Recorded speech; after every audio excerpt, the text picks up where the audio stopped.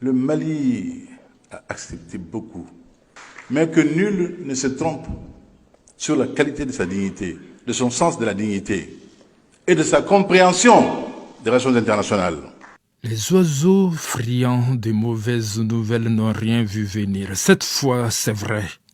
Ibrahim Boubacar Keïta s'en est bien allé. Discrètement, en pleine tempête dans laquelle le bateau Mali continue de tanguer. Regard rétrospectif. Nous sommes en 1994. Le fameux bateau Mali tangue suffisamment dangereusement. Le nouveau président de la République de l'époque, le premier de la Troisième République, alors sérieusement mis en difficulté depuis sa victoire, intercale des concertations tous azimuts. Pour une reprise en main de cette situation de crise, le président Konaré rebat les cartes et sort un joker en la personne d'Ibrahim Boubacar Keïta, nommé Premier ministre. IBK a révélé au grand public, avec une réputation d'homme à poigne, de fermeté à toute épreuve. Les illustrations ne tarderont pas à enchaîner.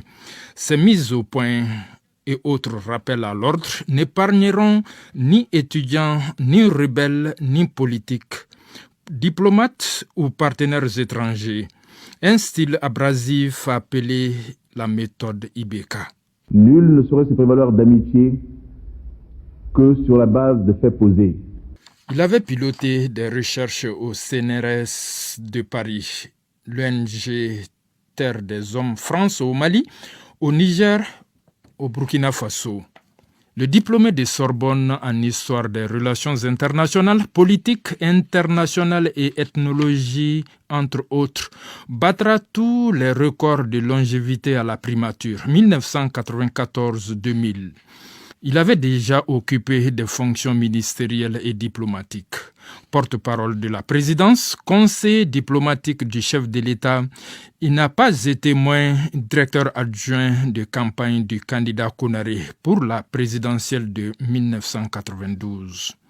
Militant de gauche de l'Association des étudiants et stagiaires maliens en France, de la Fédération des étudiants d'Afrique noire en France et du Comité de défense des libertés démocratiques.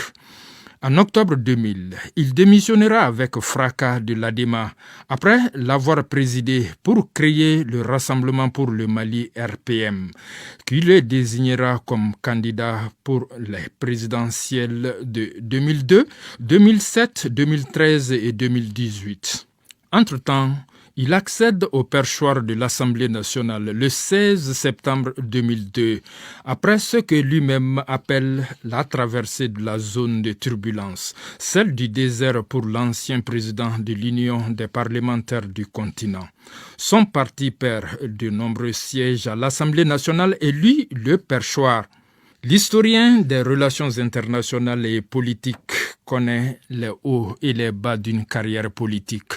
Mais le coup d'État de mars 2012, l'occupation des 2/3 du territoire national par des terroristes, avec leur lot de crises sécuritaires et institutionnelles, dégage la nécessité d'un recours à un sauveur national. C'est l'image d'IBK qui revient. Image qui incarne la rupture et la stabilité aux yeux des électeurs. Le raz-de-marée électoral de 2013 en sa faveur était sans doute synonyme de très fortes attentes, donc lourd à porter. Mais le troisième président de la Troisième République n'a pas eu le punch qu'on attendait de lui dans la concrétisation de ses promesses présidentielles. Conséquence, son second mandat est écourté le 18 août 2020. Lui qui assurait ne rien devoir à personne, malgré des proximités supposées ou réelles à lui prêter, a reconnu être déçu par les siens.